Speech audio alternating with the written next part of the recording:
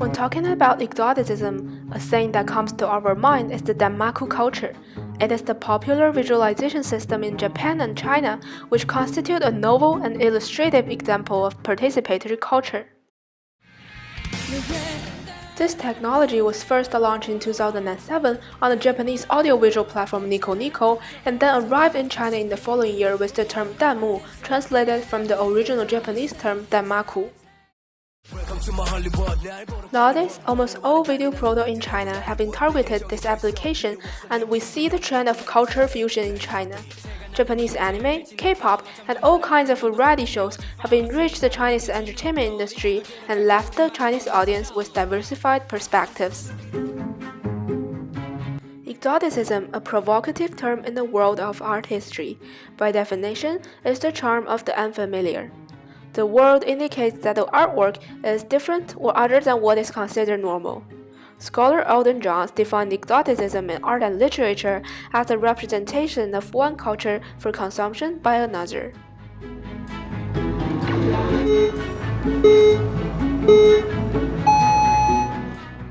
We also found the culture fusion in the field of contemporary Chinese art. Here is the show by a Shanghai-based artist Lu Yang in the year of 2014. It exhibited vividly animated provocative multimedia works and addressed subjects such as death, illness, and sexuality. In this show, Lu engaged the multimedia installation, hovering somewhere between fantastical and morbid. Heavily influenced by science fiction, Japanese anime, and video game culture, the most provocative projects in the series include the 8-bit cancer baby video image, jewelry series, Uterus Man, and a genderless hero inspired by the female reproductive organ. We see exoticism shown through her works.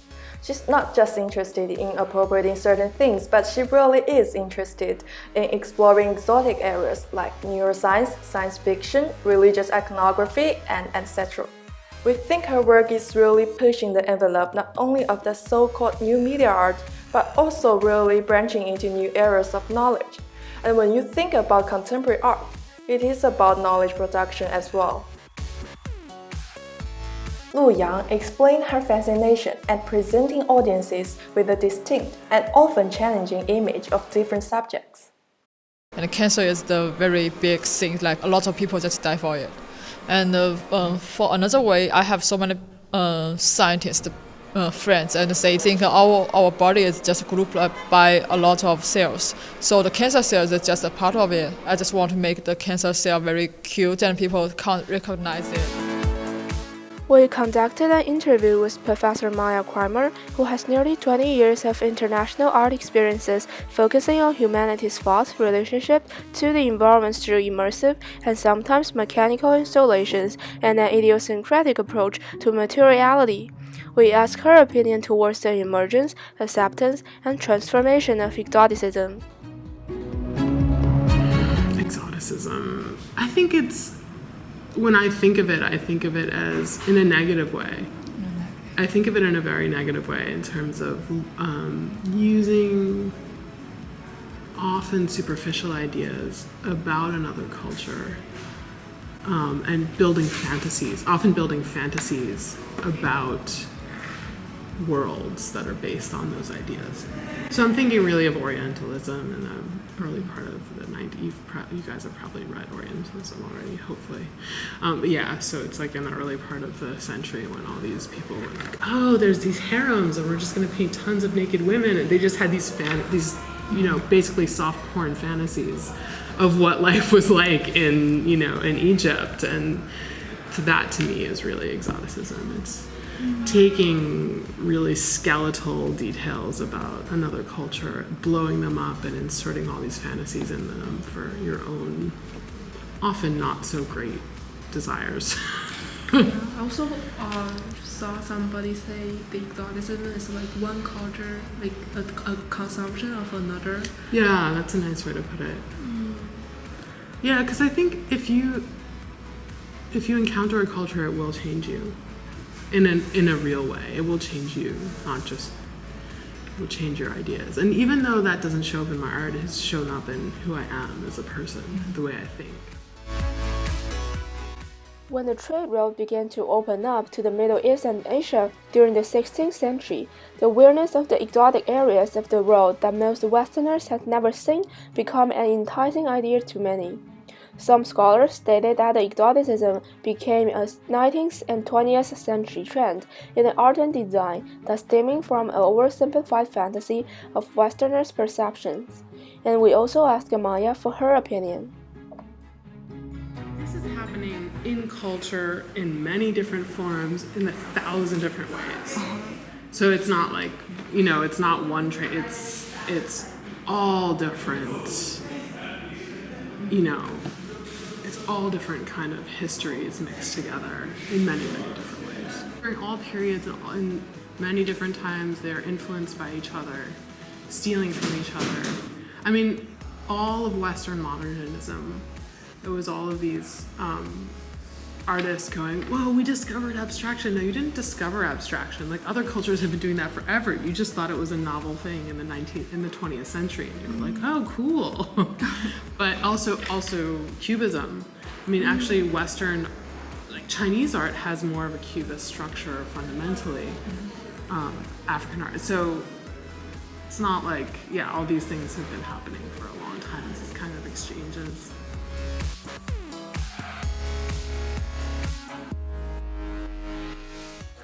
All art throughout all times have often been about a range of subjects. Like, art isn't, the idea of art for art's sake is a very recent idea and it's a modern idea, but most art has really served people's existence, which means that it's been about interpersonal relationships, politics, technology. So I don't think that's anything particularly new, but I think it's always been around through human history.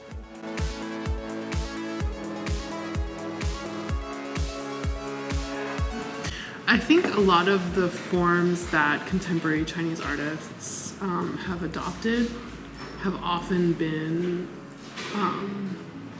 transferred in some ways through Western channels. So oil painting, for instance, is fundamentally Western. That was the first one. And then there are also ideas like perspective. I mean, Western perspective wasn't a part of Chinese traditional ways of depicting, and it only started like at the early 19th century where drawing was taught to people. They had to learn Western types of drawing. So I think that a lot of contemporary art follows a model of Western medium. This is why ink painting is not globally recognized. Like an artist like CCCF-SHU or Bo, they're going to be globally recognized in a certain contemporary art circle, whereas an artist like Li Jing, who is, I think, the most expensive living ink painter, he does excellent paintings actually. If I talk to my Western colleagues in London, they have no idea who he is. So, and it's also related to market. CCCF-SHU is still not nearly as expensive as someone like Jeff Koons, even though they're at the same level in my book in terms of their sophistication, their ideas. I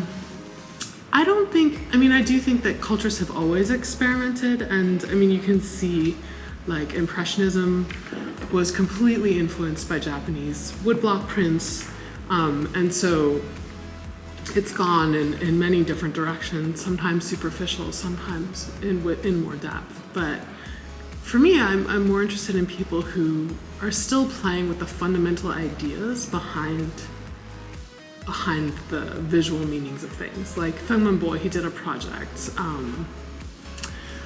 where he took the computer that naturally programs using Western perspective. So basically, any modeling program is fundamentally biased towards a Western perspective, and the West is the only culture that has used perspective consistently in its since like earlier times, since like the 1300s basically. And so all these computers basically have this ideology built into them, and he reprogrammed the computer to undo Western perspective, and then he created Chinese landscapes. So I love this idea of people hacking the ideas in systems, or like really talking about what is at stake in terms of the ideas that are programmed and being circulated, and kind of uncovering those things.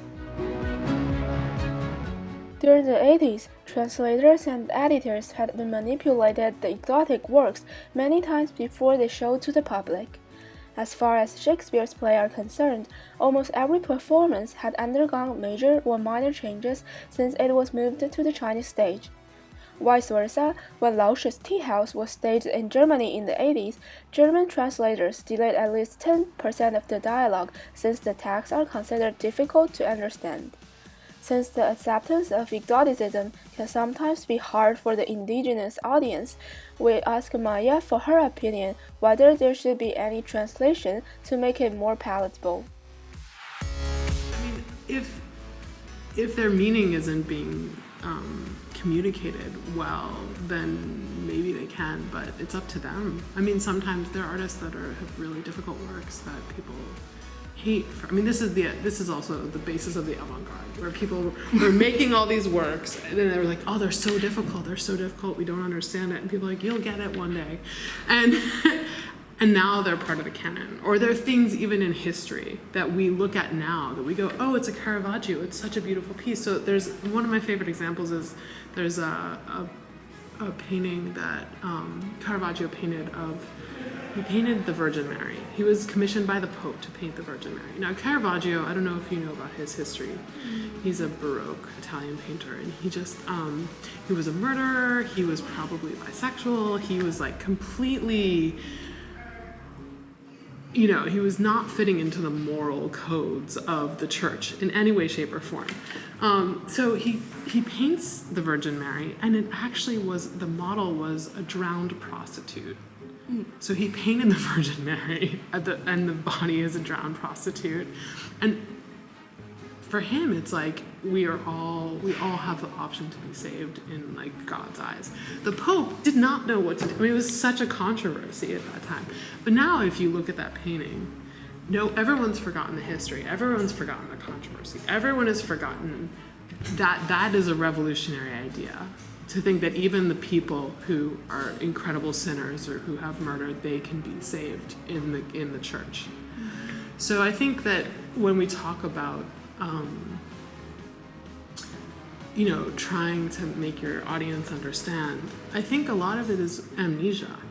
That people just accept great pictures because they're told they're great, but they actually haven't learned about what makes them great in a deeper sense. In the era of globalization, the visibility of non-Western artists have become more and more important. In trying to enhance global diversity and cultural relativism, exotic cross-cultural exchanges have continued to deepen. Some of the special aesthetic phenomena that arises have become more apparent. The fine and decorative arts of China and Japan left major impacts on European and American decorative arts throughout the 18th, 19th, and 20th centuries. On the contrary, the more cultural communication is hindered, the more the cultural aesthetic implication of foreign art cannot be explored or diagnosed in many aspects. Sometimes, artworks are often famous after entering the foreigner's vision. Of course, there are also cases of the opposite or more complicated. It can be seen that this special subject-object correspondence method, when accepting foreign art, will bring special aesthetic value to the work. The acceptance level also varied through the time span. Some artworks once being criticized by the public are now receiving compliments.